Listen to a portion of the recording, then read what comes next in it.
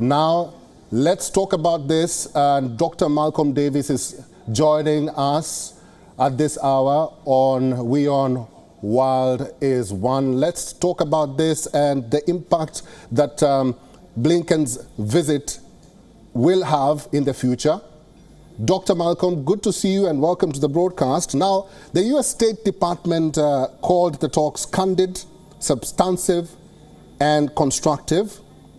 Is this a sign of good things to come in the future, or is it too early to judge?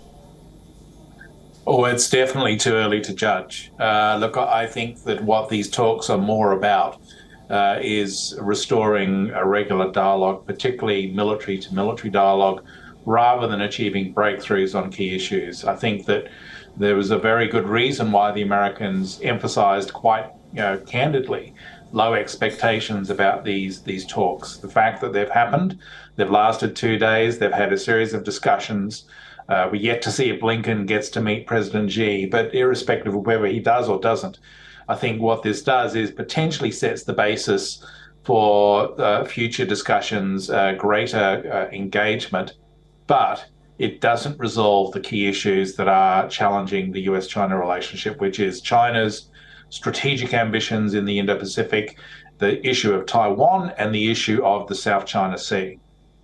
Dr. Malcolm, there is no concrete progress on disputes that include Taiwan, trade, human rights, and fentanyl, like I mentioned in that report earlier. Why is China playing hardball with these issues?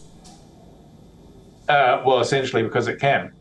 It has no real desire to resolve these issues because as far as China is concerned, the US is a declining power and China is a rising power.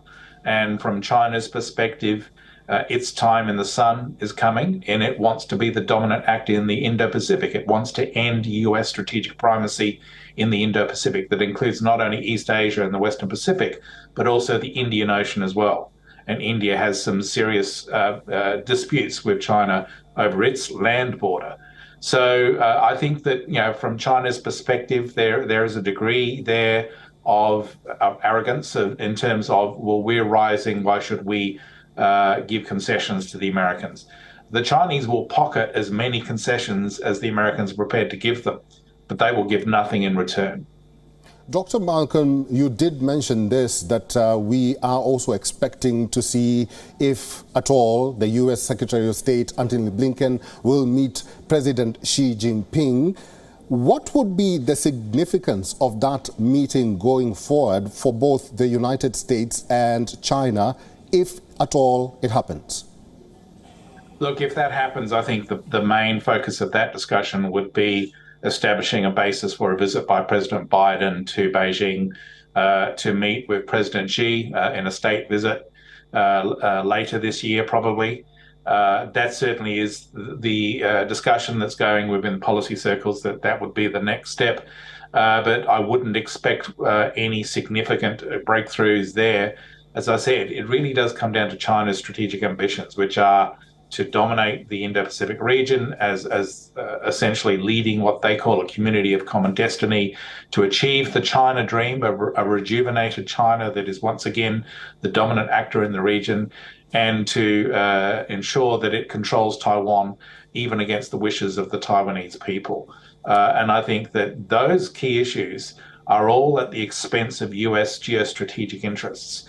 And the Chinese understand that, but they're not prepared to backtrack. They're not prepared to give ground on this because they feel they don't need to. So the Americans do have to stand firm. They do have to push back, and they do have to deter China from using force in places like the South China Sea and Taiwan. And part of that is engagement and dialogue, and this is what's happening now. Mm-hmm. Part of it is also military preparedness and readiness to respond to challenges. Dr. Malcolm, finally, and I want your quick response to this. If the meeting does not happen, what is the message that China will try to be sending to the United States?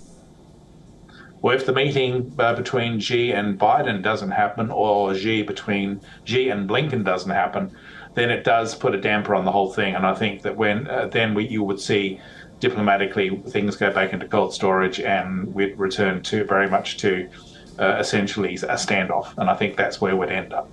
All right. Dr. Malcolm Davis, thank you very much for talking to WION World is One today. Thank you. WION is now available in your country. Download the app now and get all the news on the move.